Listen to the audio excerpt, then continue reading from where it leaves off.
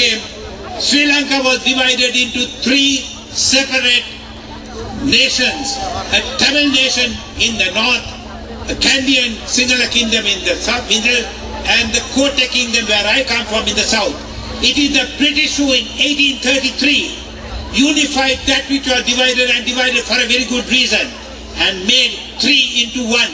And what we are asking, and I identify myself with my Tamil people, we are asking for a reversal of the Coldbrook Cameron reforms. We are not trying to divide and destroy, but we are asking that the three separate states be restored and that Tamil Eelam be re-established.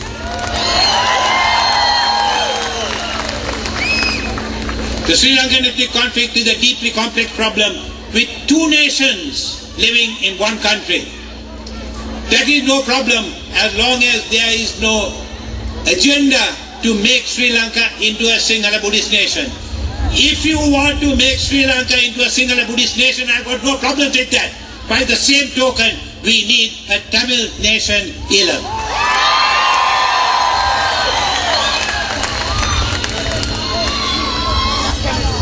The discrimination against the Tamil people has been extensive.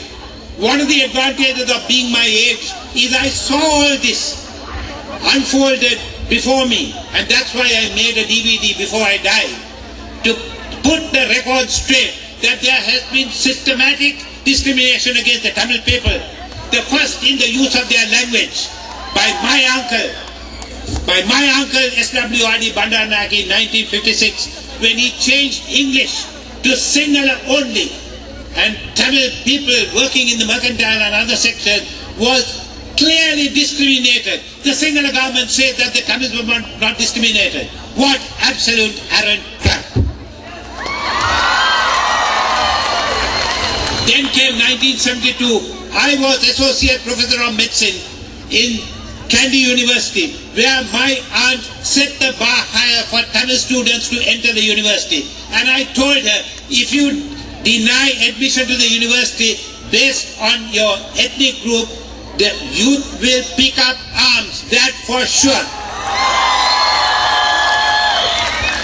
There have been discrimination in employment. Between 1956 and 76, of 186,000 people employed in the public sector, 95% are Sinhalese. Today, 99% of the armed forces are Sinhalese. If you are a Tamil and you want to get a job in the armed forces, you can't, because you are Tamil. There has been developmental neglect of the Tamil areas, and you will not reverse that until the Coldbrook Cameron reforms are reversed. There has been an attempt to change the demography of the Tamil areas in favor of the Sinhalese. That has already occurred in Ampare, starting from even before independence, and now it's occurring in Tricamalee. The recent assault on Tricamalee was replaced by 86 families Sinhala relocated into Tricamalee under armed guard, and more is to follow. And if we allow this murderous, barbaric regime to go on, the Tamils will be a minority even in the area that they are a majority. They are Tamil homelands. The Tamils didn't pick up a gun. They sat cross-legged in peaceful protest. So when you are told that the Tamils are a violent race, you could not be more wrong. They sat while I, a Sinhalese, wondered how long will these people sit and protest instead of doing something about it. The government's response to peaceful non-violent protests was to get Sinhala armed hoodlums to attack our protesting leaders on Golface. I was there. Which means that there cannot be peaceful protests against a violent regime.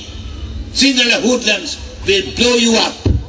The second was pacts. They signed pacts to devolve power to the Tamils. Every single pact was abrogated by the Sinhala parties under pressure from the Buddhist clergy, the racist bigots that govern Sri Lanka through the back door.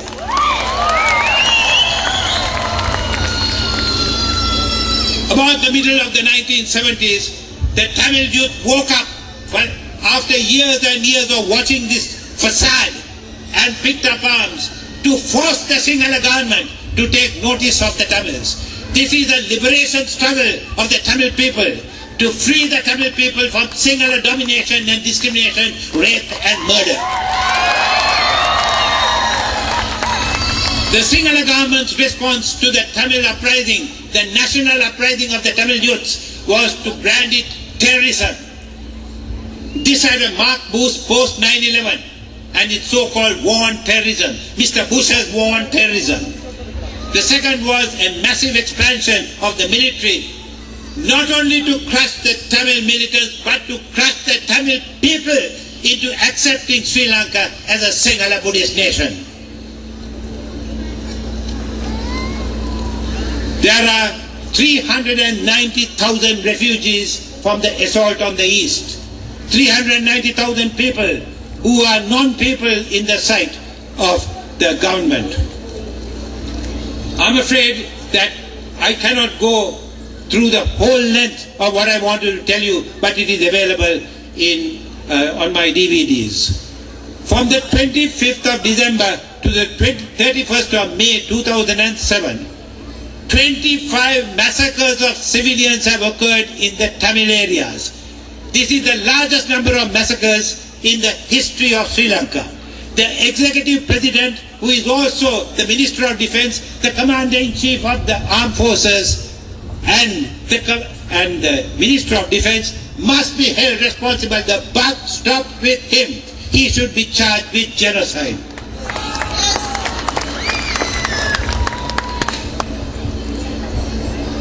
On the 5th of August 2006, 17 aid workers were assassinated. What were they doing? They were providing assistance to the tsunami-ravaged people. Even that is a crime. And you line them up and shoot them. Ulf Henriksson said, this is one of the most serious crimes against humanitarian workers anywhere in the world. Then came the 14th of August 2006 and 16 bombs were dropped on my Tamil children in Centralai, the worst act of genocide. They are my Tamil children as much as the Sinhalese people are my Sinhalese people. This is an act of major genocide which the international community has done nothing about. I define genocide on the UN Convention on the Prevention and Punishment of the Crime of Genocide as an act with intent to destroy in whole or in part a national, ethnic, racial or religious minority, religious group. Genocide has nothing to do with the numbers killed. It could be 50, 500 or as Mr. Hitler decided 15 million. It is the intention to wipe out an ethnic group that constitutes genocide, and that is what is going on in Sri Lanka right now. If you want evidence, I'll give it to you. 4,900 children have been killed in the last few years, Tamil children. Now why would you want to kill children? Because that is what genocide is.